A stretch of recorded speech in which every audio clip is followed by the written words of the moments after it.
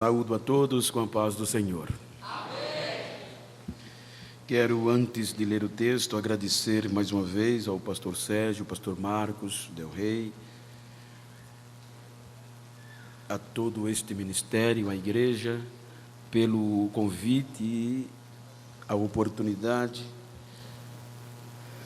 ao pastor Franklin, toda a coordenação jovem, por me dar o privilégio de mais uma vez fazer parte da vossa história. Quero agradecer a Deus pelas vossas vidas. Quero fazer menção de gratidão ao Jackson Robson, que representando todo vós, tem tratado de mim de uma forma excepcional, e deixo registrados os meus agradecimentos. Eu quero ler na primeira carta do apóstolo Pedro, por favor, capítulo 2, versículo 9. É um texto que nós sabemos de cor salteado,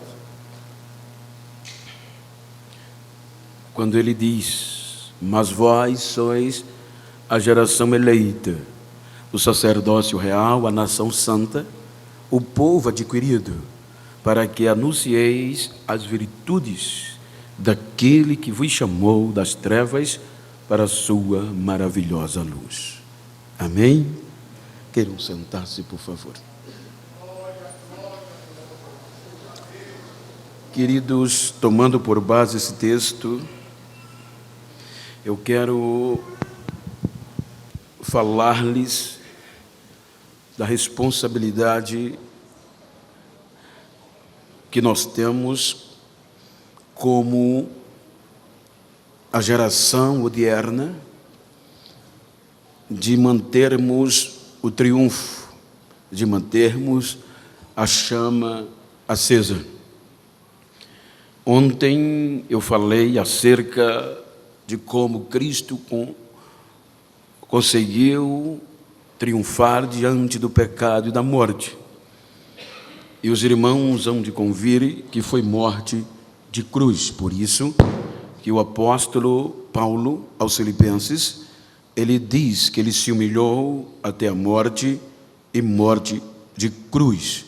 Então resolveu Deus lhe dar um nome que é sobre todos os nomes, e ao seu nome todos os joelhos se dobrará.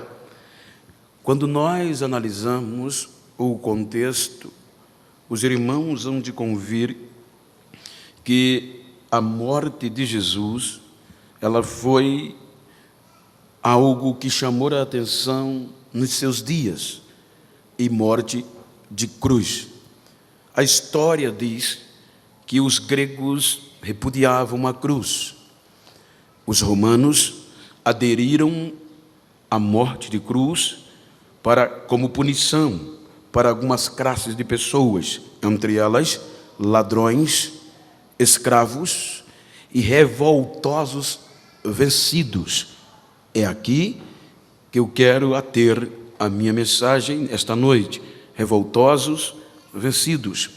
Então, a cruz não era simplesmente para o sofrimento, mas a cruz trazia uma mensagem ameaçadora, pois os irmãos hão de convir que no tempo de Jesus, a Bíblia chama de mestre, e outros também eram mestres.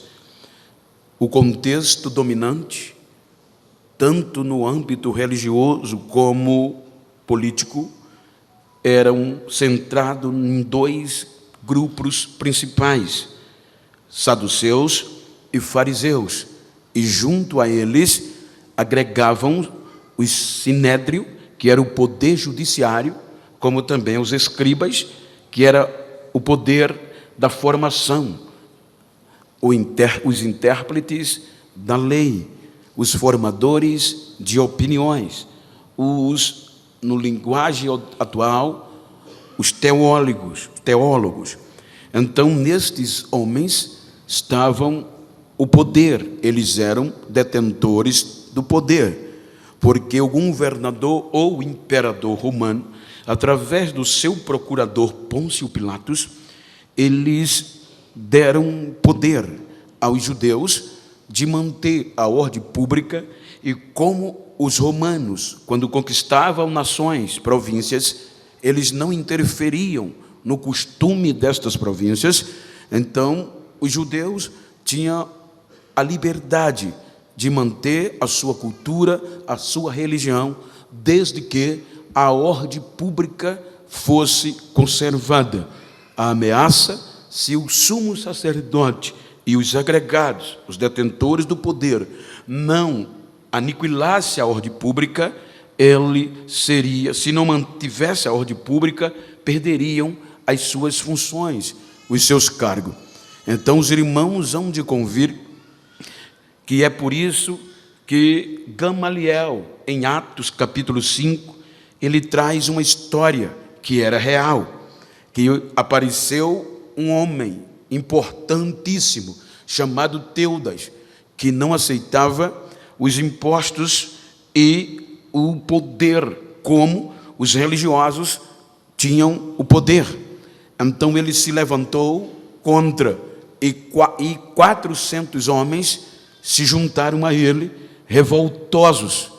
Então eles mataram Teudas, e os 400 se desfizeram, tornaram-se nada.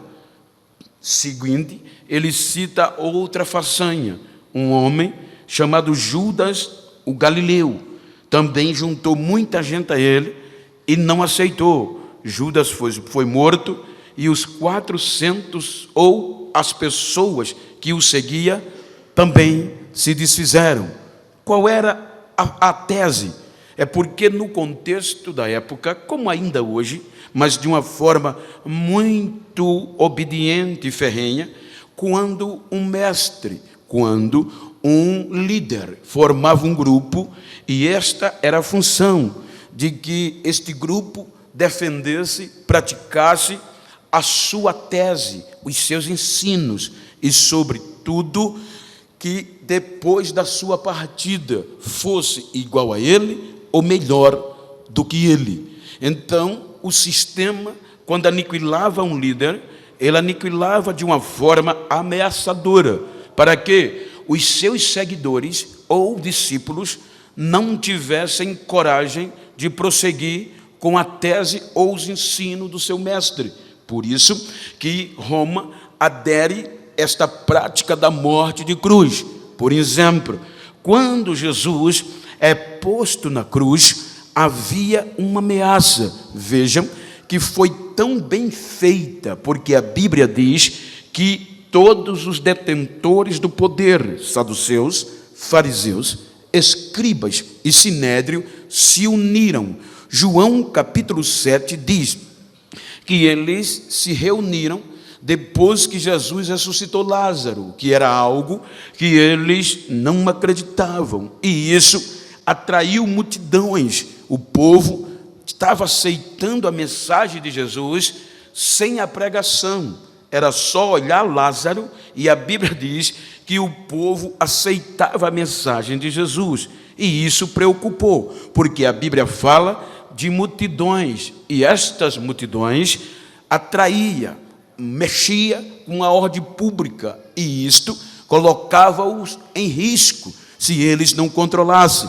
Por isso que João registra que eles fizeram uma reunião urgencial para tratar esse assunto e decidiram: prender ele não vai adiantar, só tem um jeito de parar a sua mensagem, é matá-lo. E João diz que a partir daqui procuravam-o não mais para prendê-lo, mas para matá-lo, e resolveram matá-lo de cruz, porque a cruz dizia esta mensagem.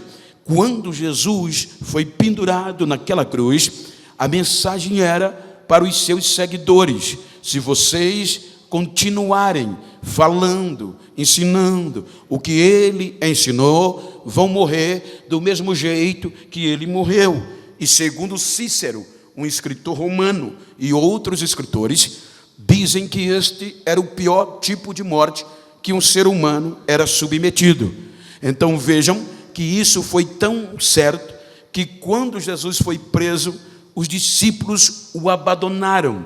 Só 2, que eram mais íntimos, acompanharam a prisão, mas de longe.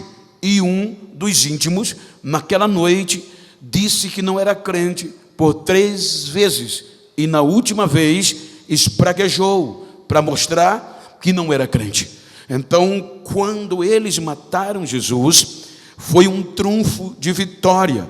E a perspectiva era que o evangelho, que é o conjunto de ensino, ou dos ensinos que Jesus ensinava e preparou os seus discípulos, consequentemente, a igreja ia parar. Então, quando Jesus morre, o assunto do momento era esse. Se fosse hoje, diria, viralizou, bombou nas redes, porque em todos os lugares se ouvia, era isso. E a Bíblia fala que Jerusalém estava lotada de muitas pessoas religiosas de 17 nações.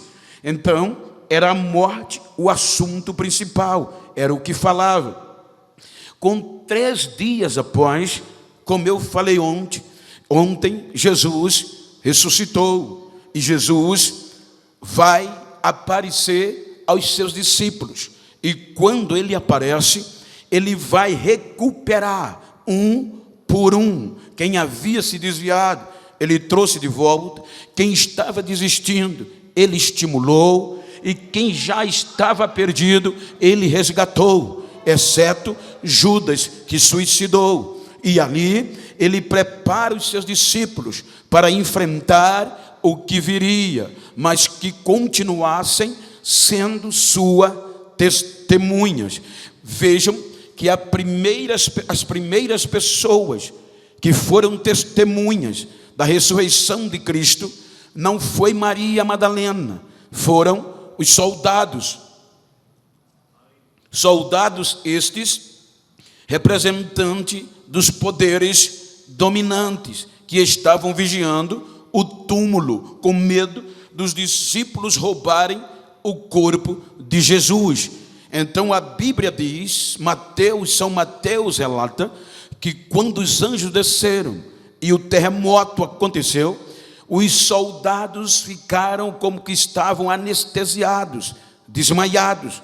E quando recuperaram a força, correram direto para os principais sacerdotes, a diretoria do judaísmo, e contaram-lhes tudo que havia acontecido, que Jesus ressuscitou, estava vivo.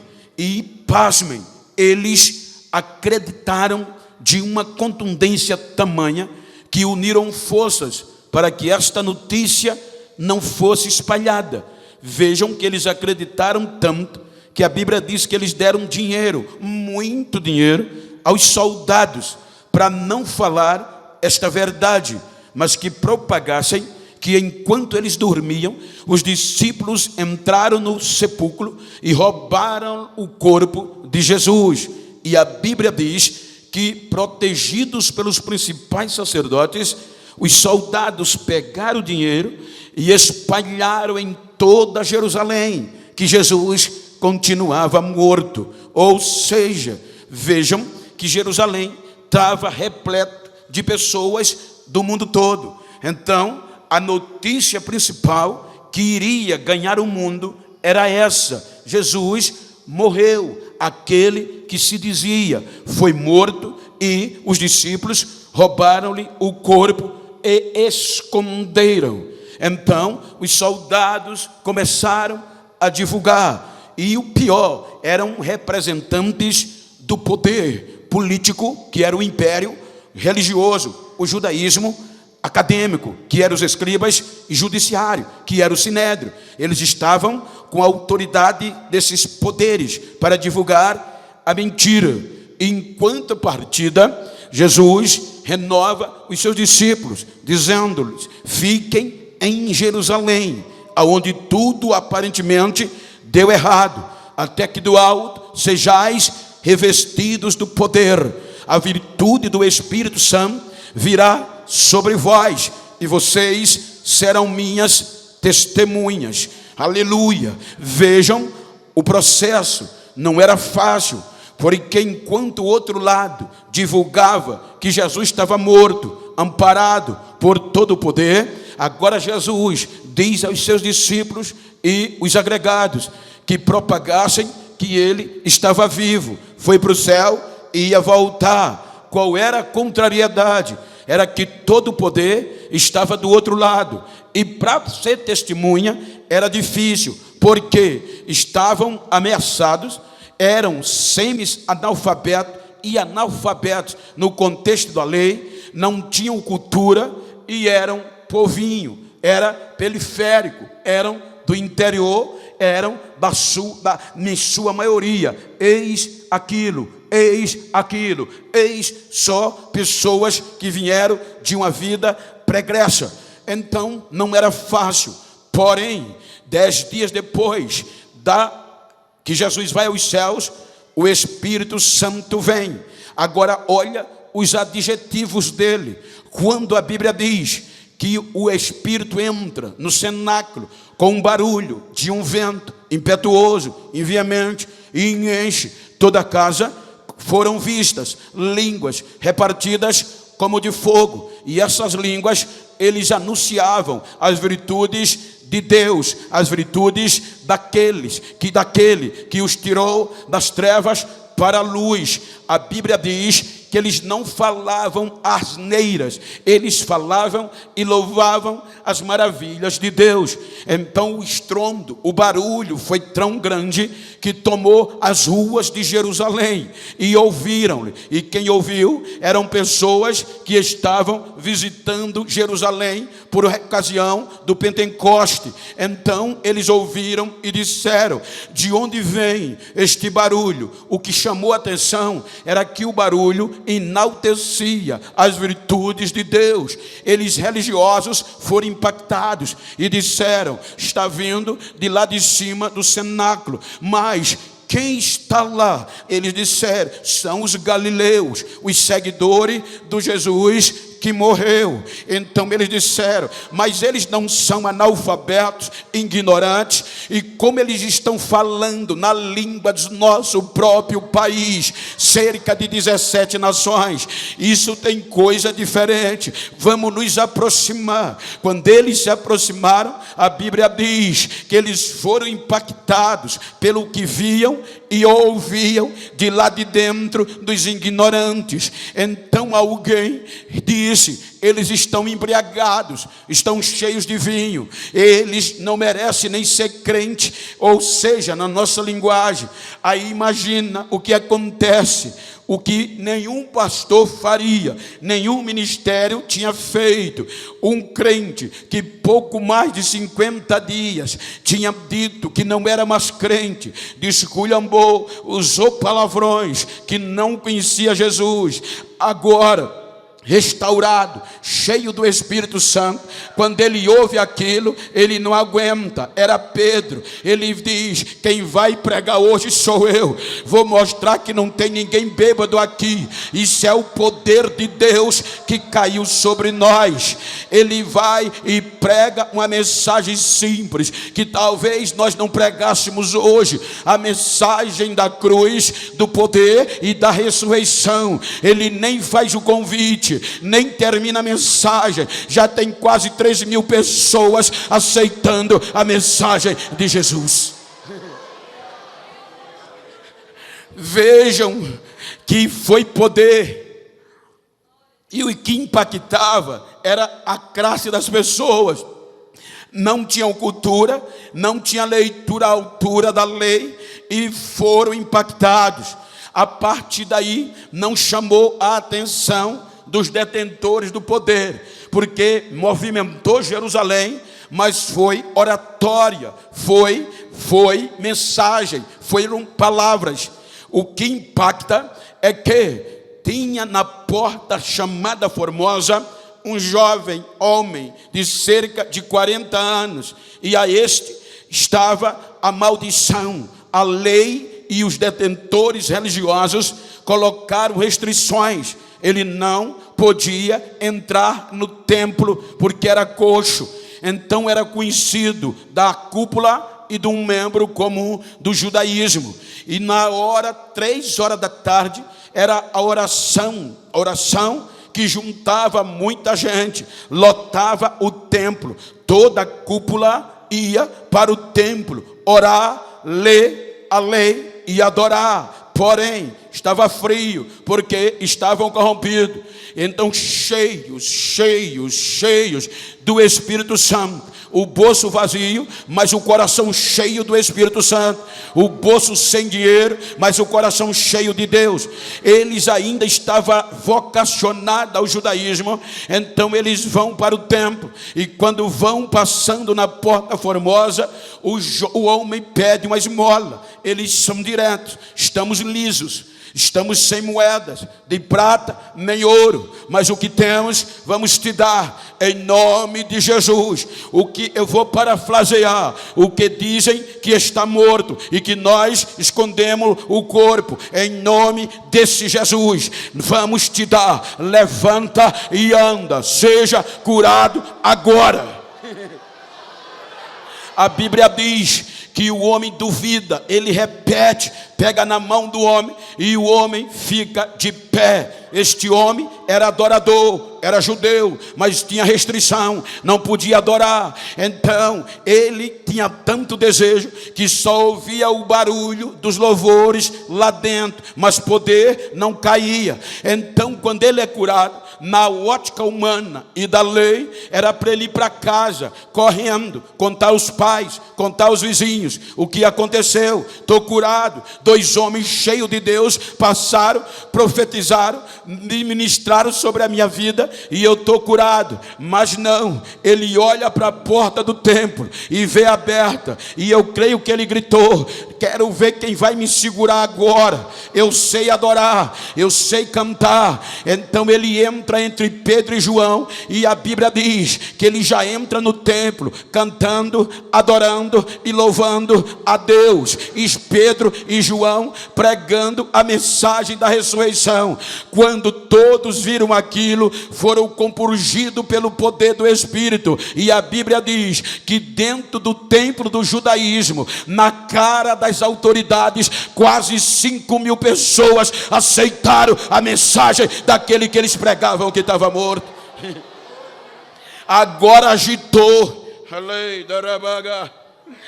agora chegou na cúpula, e a cúpula se reuniu.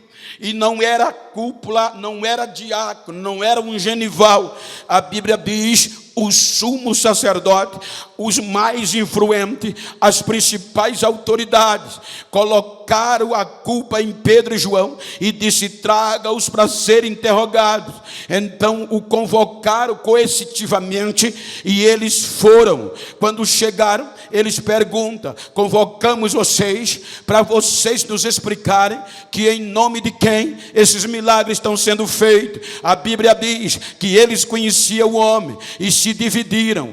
A liderança, a cúpula se dividiu, porque enquanto uma parte ficou com raiva, a outra dizia: rapaz, este Jesus está vivo mesmo, porque a gente conhece aquele rapaz e ele está pulando e dando glória até agora. Jesus está vivo mesmo.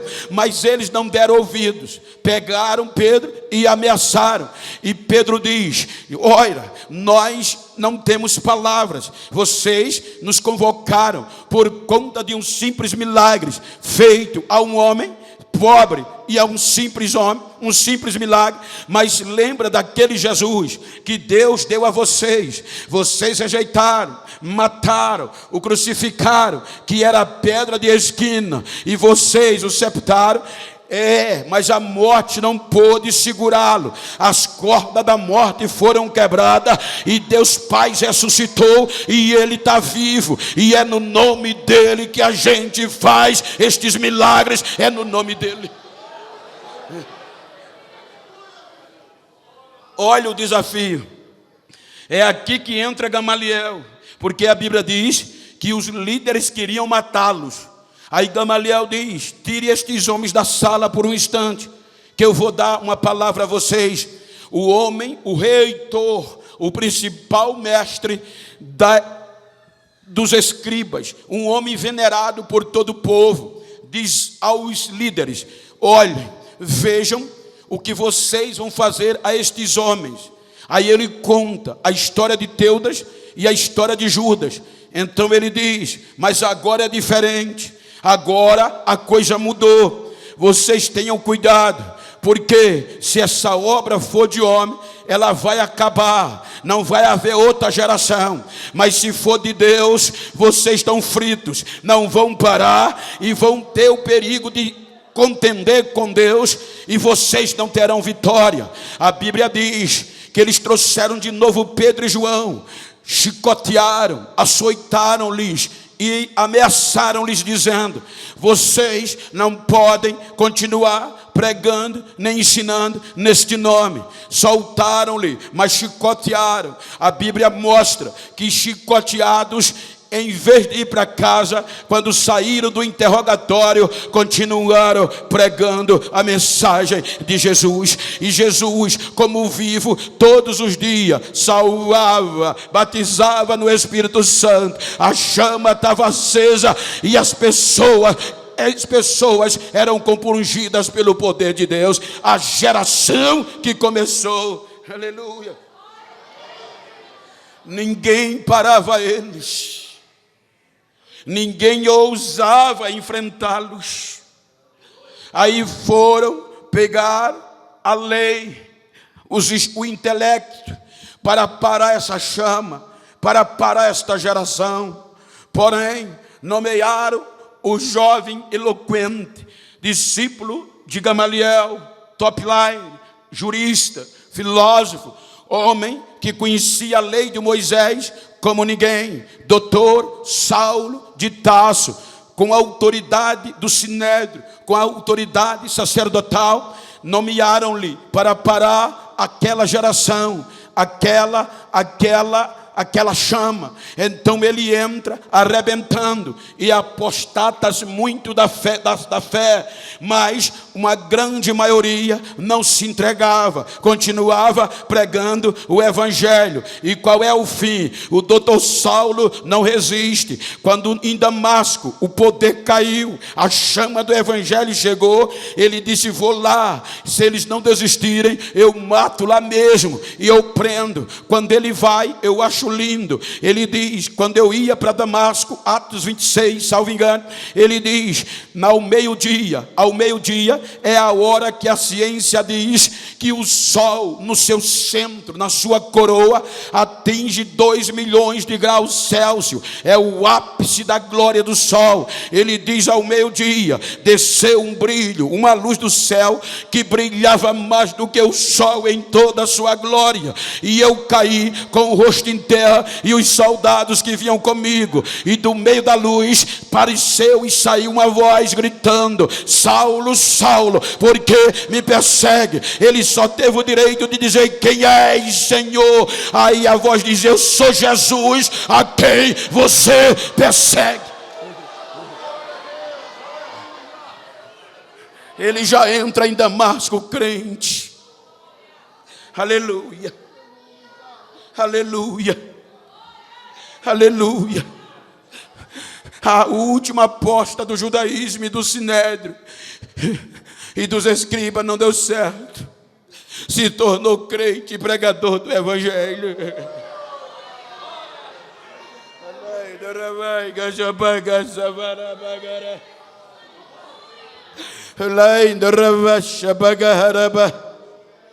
Agora, aquela geração vai ser perseguida. O evangelho é pregado nos gentios de Antioquia da Síria. A Bíblia diz em Atos que os gentios de Antioquia foram cheios do Espírito Santo. E a notícia chegou em Jerusalém que o Espírito Santo tinha descido e enchido os gentios de Antioquia. Então eles comprovaram: é verdade, precisa de um pastor. Nomearam Barnabé para ser pastor de Antioquia, porque Barnabé era cheio de fé, cheio de Deus e bom. Mas quando ele viu o tamanho da igreja, povo e o poder que caía, ele temeu, volta para Tarso e vai procurar Paulo, e diz: Paulo, agora eu sou pastor presidente de Antioquia, e o poder está caindo lá, e você é o cara, Paulo, que vai coordenar comigo. Aí Paulo diz: eu já estava sabendo, porque Jesus já me chamou para isso, vamos lá. Quando ele chega em Antioquia, ele vai orar, vai jejuar e vai pregar o evangelho de liberdade, que não precisava se circuncidar. Pega o evangelho da paz, da liberdade, e enquanto ele pregava, o poder caía e a igreja enchia. Aí chegou a notícia no poder imperial: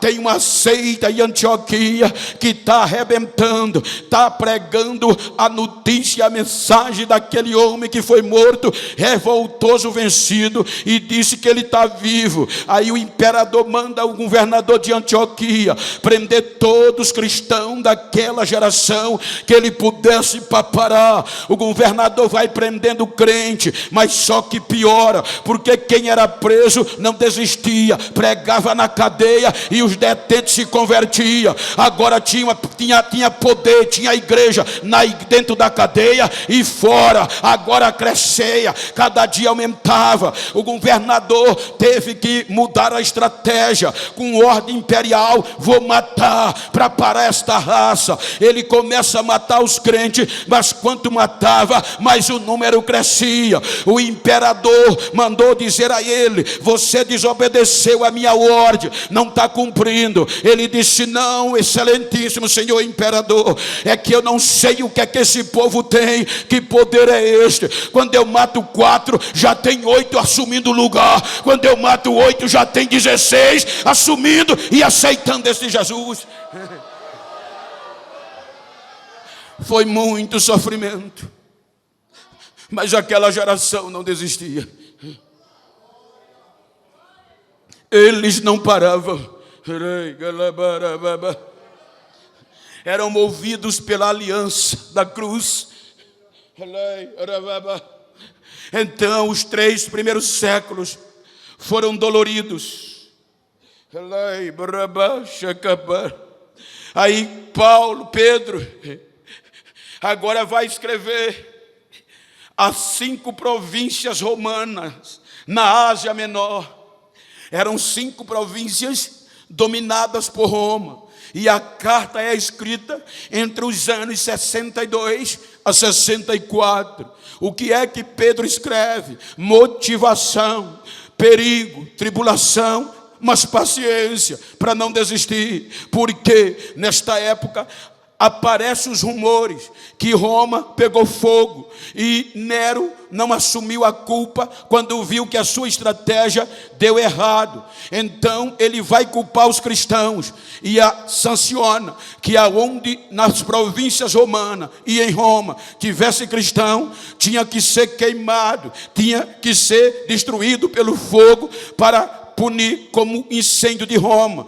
E se não desistissem, seriam queimados vivos. Vejam que Pedro sabe disso. Então ele vai estimular os irmãos a não desistir. Vejam que no capítulo 1 ele começa dizendo, em síntese: irmãos, não desistam. Na nossa linguagem, sejam santos como aquele que vos chamou é santo. Se vocês confiam nele, permaneçam santos. Aí ele diz: vocês não podem desistir, porque não foi com coisas corruptíveis que vocês foram resgatados ou comprados da vossa vã maneira de viver, mas vocês foram comprados pelo precioso sangue de Jesus. Então ele diz: vocês são uma geração escolhida por Deus, sacerdócio real, uma nação santa. Para quê? Para continuar anunciando a virtude daquele que vos chamou.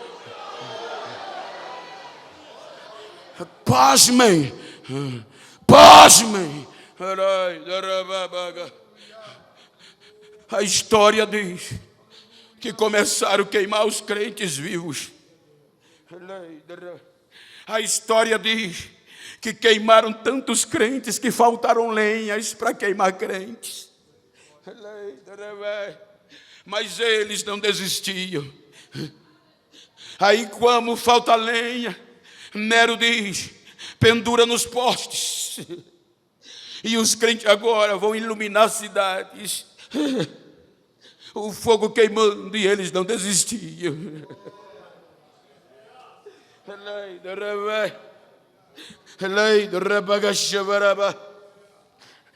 Eu estive pregando em Turino, na Itália, no Congresso de Missões. E o pastor, preguei sexta, sábado e domingo. E o pastor me convidou para segunda-feira dar um passeio, pastor Marcos, para me mostrar alguns pontos que os cristãos sofreram, mas não desistiram. Quando ele saiu de mim com o hotel, chegamos em um lago.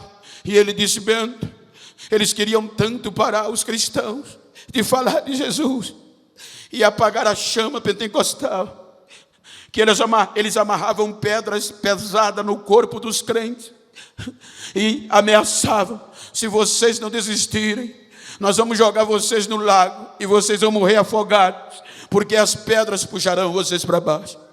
Se vocês querem continuar vivos, parem de anunciar e renunciem, apostate-se da fé. Os irmãos preferiam ser jogados no lago. Mas não desistiam. Por muitos pontos passamos. Entardeceu. Ele disse: eu ia a Roma com você, mas não vai dar tempo. Aí ele disse: olha, Bento, o imperador quis dizimar os cristãos e mostrar que Jesus continuava morto. Então ele mandou preparar um lugar específico para comprovar isso. Mandou fazer um tacho bem grande, com uma escada para subir, e depois da escada um corredor, tocha de fogo de um lado e tocha do outro. E mandou prender todos os cristãos que pudessem, que ele ia mostrar que esse Jesus estava vivo, morto, e se esses cristãos não desistissem, iam morrer. Então, quando chegou o dia, ele mandou que os soldados colocassem azeite inflamável dentro do tacho e mandou tocar fogo. A praça lotou de romanos para ver a certeza que Jesus estava morto e os cristãos que iam desistir ou morrer. Aplaudia o imperador, o ovacionavam e cantava louvores aos deuses de Roma. Quando o fogo estava no ápice e o azeite fervendo, ele deu ordem aos soldados: entrem nos buracos, tragam os prisioneiros. Se eles não desistirem, pode jogar no azeite. Eles puxavam os irmãos dos buracos, presos, amarrados um no outro, acorrentados, e ameaçava-os, espraguejava-os e dizia: querem continuar vivos? Apostatem-se desta fé, parem de falar isto que vocês pregam, que este Jesus está vivo. Os irmãos queriam puxar, fazia força, diz o pastor, a história, eles puxavam a corrente para querer se soltar. Quando viu o fogo, eu perguntei, eles estavam com medo, pastor? O pastor disse: não, mesmo. Eles estavam tão cheios de Deus que um olhava para o outro e dizia: quem vai entrar lá primeiro sou eu. Eu quero ver Jesus primeiro do que você, mas eu não vou desistir.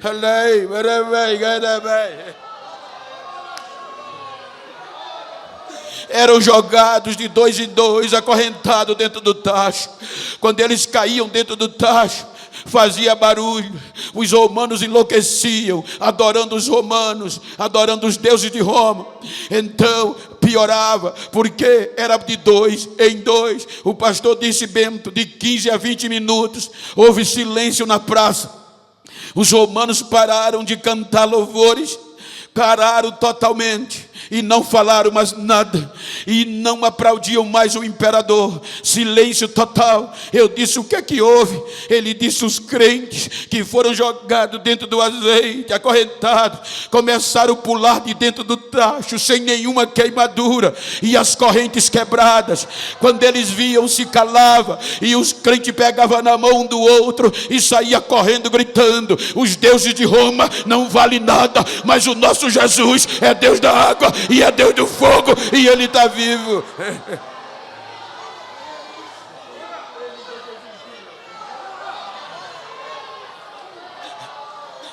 Eles não desistiam, continuavam anunciando as virtudes.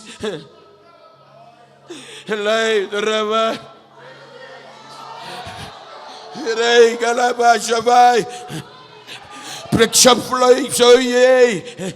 Helai brumanchik sajava. Hey, hey, hey.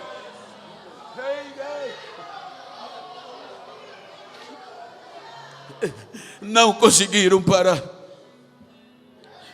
Século 12,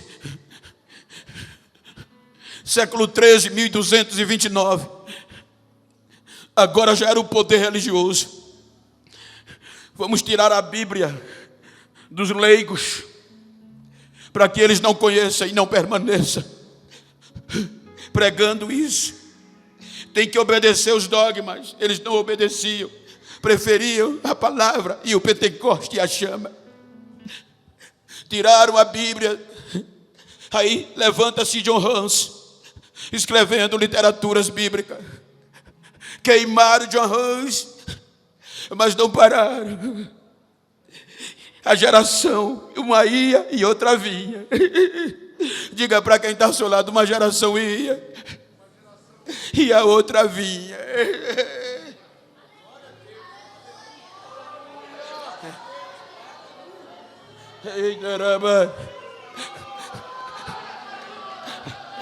Século 16, 1545, tentaram tirar o poder do sangue e da graça por meio do lugar intermediário chamado de purgatório. Aí Deus levanta Martim Lutero com a reforma protestante e não param. Século 18, 1700, aparece o ícone do liberalismo teológico, Rudolf Bultmann, um filósofo intelectual, crânio, que defendia os interesses do liberalismo teológico. Ele vai impregnar na mente das pessoas que o Espírito Santo não interferia entre o homem e Deus. Então o seu objetivo era tirar a veracidade da Bíblia e dos milagres e do nosso credo. Ele dizia que do nosso credo a única coisa verdadeira era que Jesus padeceu na mão de Pôncio Pilato, mas continuava morto.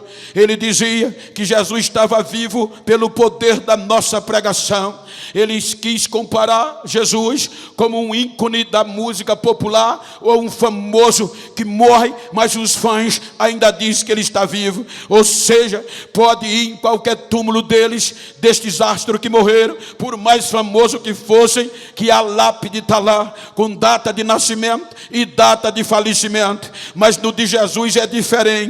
No de Jesus eu tive o prazer de entrar. A única coisa que tem é as achaduras na montanha do Gólgota. Eu perguntei ao judeu o que quer dizer. Ele disse: isso é a prova que ele está vivo. É o terremoto que Deus porque nem a terra aceitou, nem a terra ficou parada na sua ressurreição. Ou seja,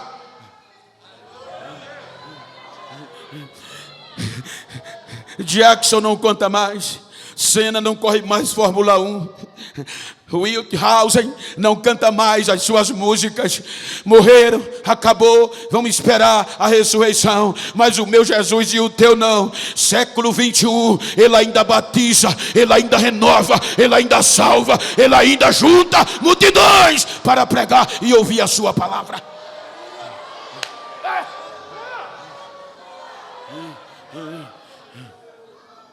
300 anos de frieza, o liberalismo teológico tomando conta. Século 20, 1904, um jovem adolescente de 13 anos, no meio da frieza espiritual, quando parecia que a igreja pentecostal estava se rendendo, ele procurou o pastor Evan Robert, o nome dele. Pastor, eu quero ser cheio do Espírito Santo. Eu quero incendiar a minha geração. O pastor aconselhou e disse: vá orar, filho, e que Deus te ouça. 13 anos depois, quando ele completa 26 anos no país de Gales, o Espírito Santo vem. E quando o Espírito Santo vem e enche ele, E por meio de um jovem que teve o propósito de 13 anos impactar a sua geração, o avivamento vem, quebrando a lógica de Landolfo Bulton.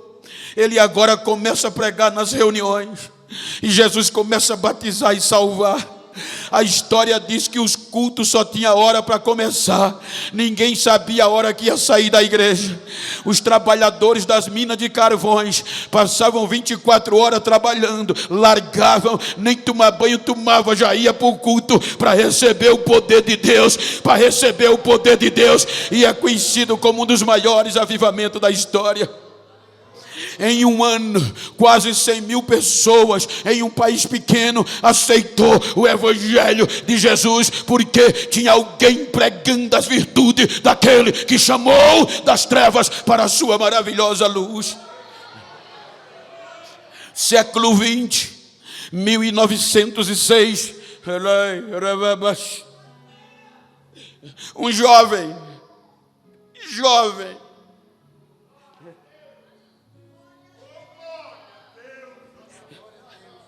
os maiores avivamentos começaram por ele.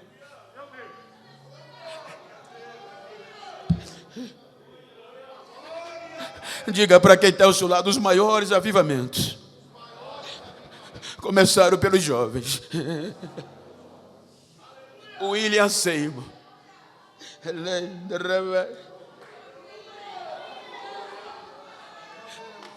expulso da igreja em Los Angeles, porque pregou o Pentecoste no meio do racismo e da frieza, e era preto. Expulsaram o pretinho da igreja. A história diz que no segundo dia que ele chegou para pregar, a porta da igreja fechada. Um irmão teve dó e o levou para sua casa. E ele colocou no coração: Jesus, me usa para incendiar esta nação. Começou a orar, depois casou, e quando casou, a sua esposa pentecostal foi batizada primeiro que ele. Juntaram um grupo de irmãos e disseram: vamos orar, e nós só vamos sair quando o avivamento cair.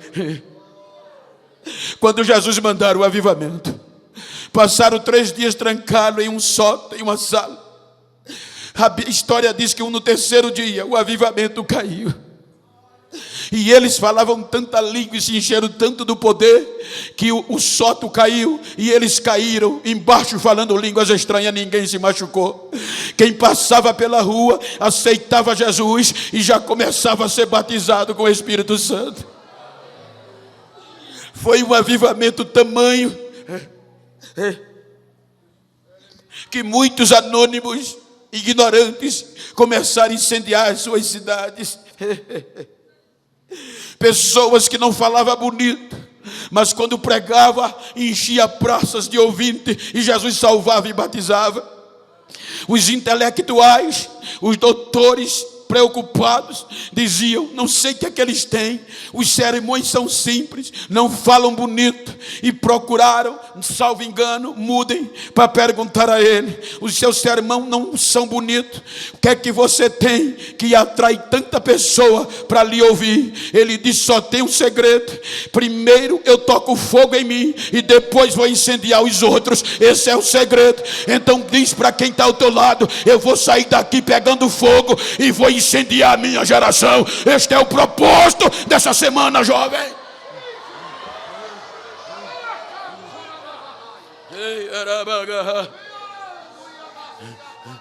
Histórias dizem que muitos restaurantes fechavam ao meio-dia, porque o avivamento era tão grande que as pessoas, em vez de ir para o restaurante, ia no período de almoço orar, buscando um avivamento. Cidades que eram transformadas, cidade que o povo parava de beber bebida alcoólica, parava de fumar. E qual era o motivo? Eles diziam: porque aqui passou um homem cheio do Espírito Santo de Deus, aqui passou um crente cheio do Espírito Santo de Deus. e é conhecido como o avivamento da Rua Azusa. Século XX. Uma geração vai e a outra vem. Os nossos pais não tinham o que a gente tem. Não sentaram em cadeira malfodada. Não tiveram o privilégio de cantar numa orquestra tão bonita.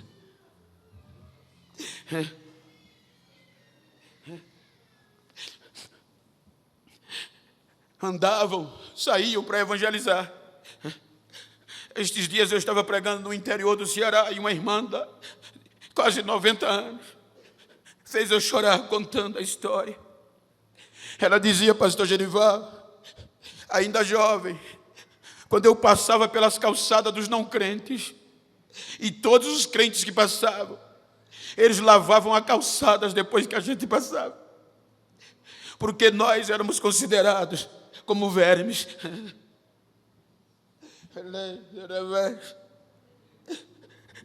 Muitas urinas de 5, 10 dias, os não crentes deixavam ela apodrecer. Quando os cristãos vinham evangelizar, eles jogavam no rosto, no corpo dos irmãos.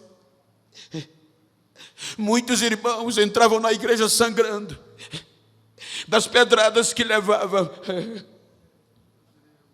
mas eles não desistiam.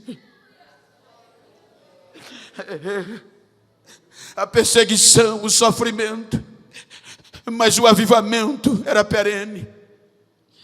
Começava o culto sem ter cantor famoso nem pregador, sem ter hino que emocionasse.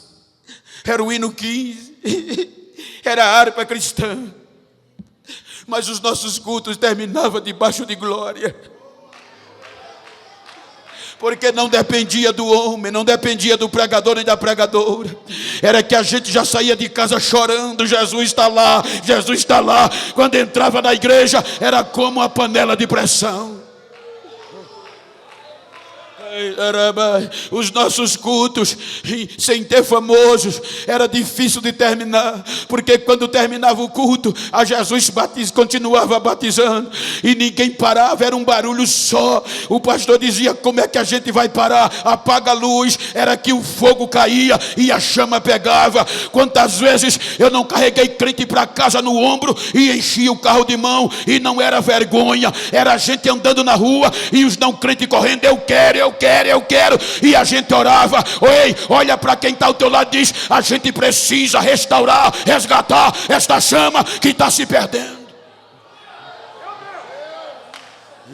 Senhores obreiros, não podemos deixar essa chama apagar.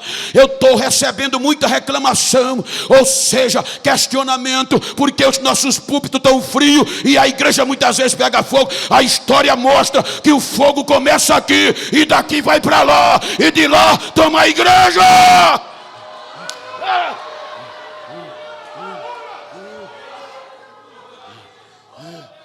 Quando nós não tínhamos muitos doutores e doutoras, quando nós não falávamos tão bonito,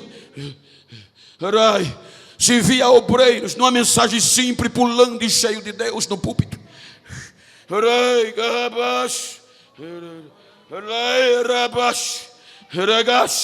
A chama não pode se apagar.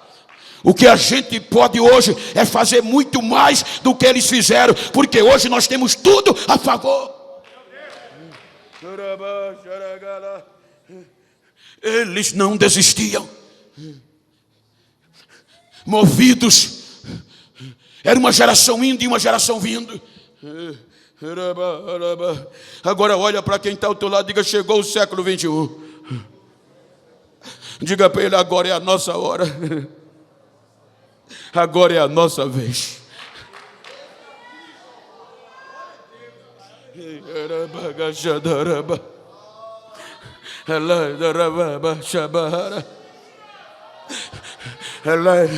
Estão falando, eu digo porque eu ando o mundo todo. Às vezes eu ouço vozes de pessoas da alta: Bento, porque tu ainda sua camisa para pregar? Século 21. Tu chegou no ápice, segundo eles, abre aspas e fecha. Todo mês eu viajo para pregar fora do Brasil. Prego nas maiores convenções, nos maiores congressos. Então, Bento, é bonito, é chique, prega coach. Não sou contra, muito pelo contrário.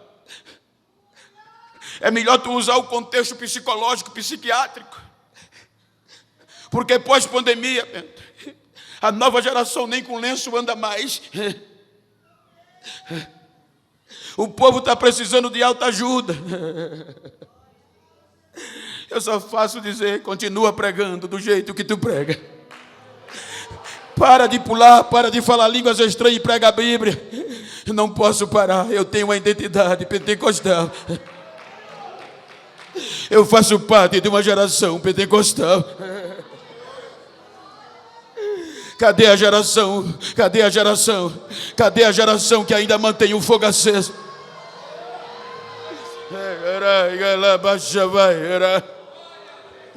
Nós fomos abalados pela pandemia. E muitos céticos me ligavam: quero ver vocês agora, quero ver vocês na rua. Acabou, fechou as portas, nunca mais vocês vão se reunir. Eu digo, você está pensando que nós dependemos de parede, de rua para ser cheio? Enquanto vocês não acreditam, tem crente no banheiro pegando fogo, falando línguas estranhas. Tem crente na rua, tem crente nos hospitais, tem crente no trabalho, na faculdade. Tem crente aonde está? Pegando fogo.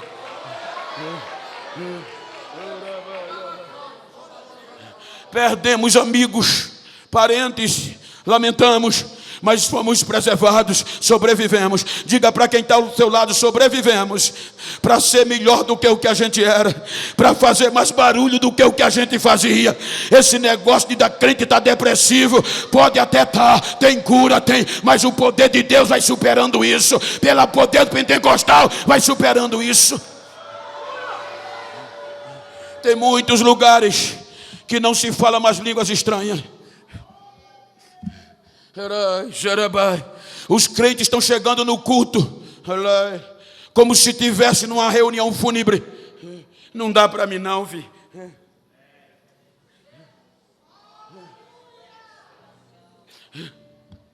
Eu venho de uma geração que muitas vezes, antes da palavra,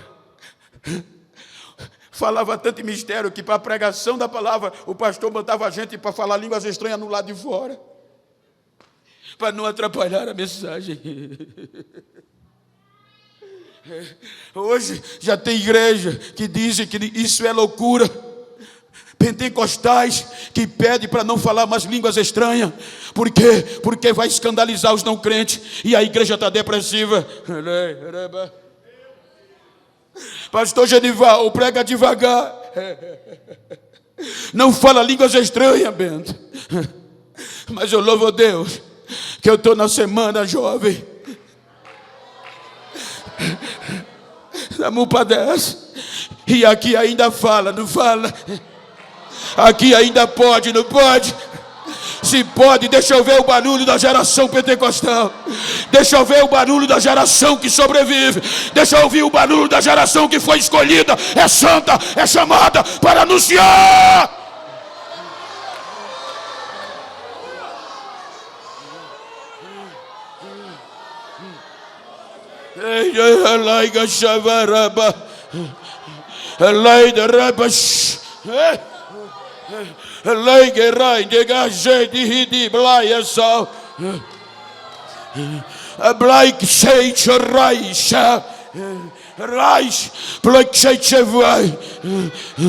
Não era para eu estar aqui. Quando o Frank me ligou, eu tinha uma proposta para ganhar euro na Europa, para pregar uma mensagem por 1.000 euros. Ou seja, mas o coração queimou para eu estar aqui. E se eu estou aqui, eu não vou parar de falar. A urgência, a urgência, a urgência de um poder pentecostal acender a chama.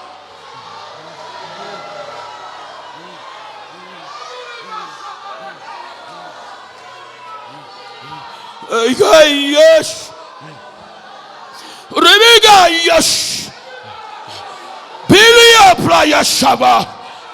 Brinqueia ramambia de gai. Eu sou o mesmo e eu não mudo. Raias para caixa. A minha unção está sendo derramada nesta igreja, em vidas aqui. Estou fazendo algo grande, esplêndido no meio desta geração. Assim diz o Senhor. Recebe agora, recebe renovo, recebe agora.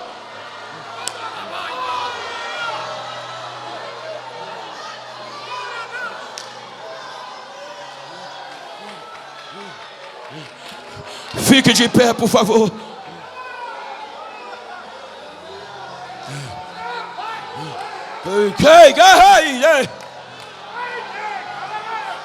Geração eleita. Segundo os estudiosos, esta é a última geração.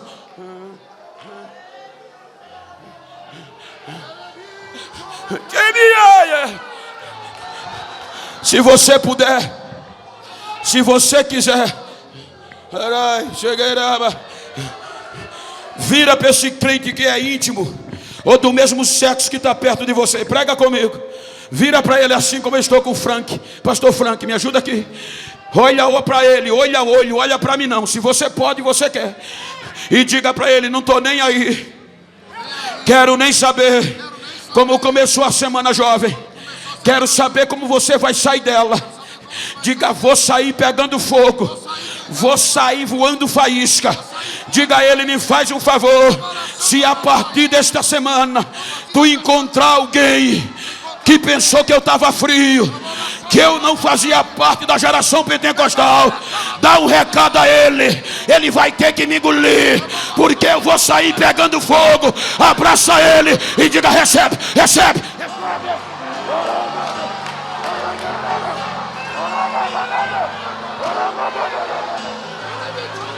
Adora, adora, adora, adora, adora, adora, adora.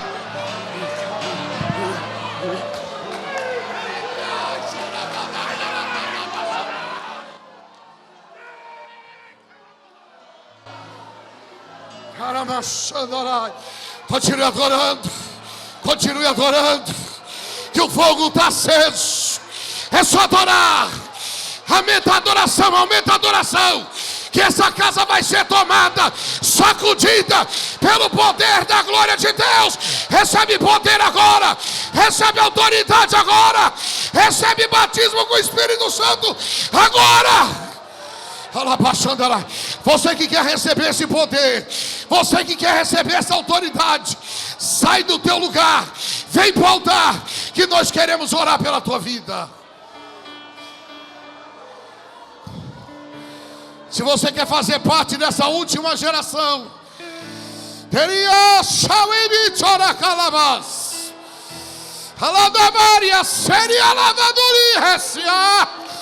sai do teu lugar e diga, eu quero algo extraordinário na minha vida.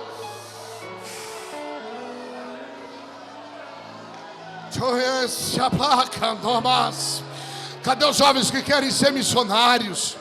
Cadê os jovens que querem ser obreiros, pregadores? Cadê os homens e mulheres que já tiveram o coração ardendo em chamas, que por algum motivo se esfriou? O fogo de Deus está aceso sobre esta casa. É noite de renovo.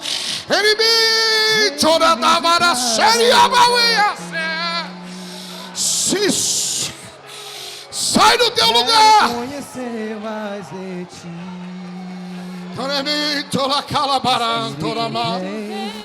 Espírito vem.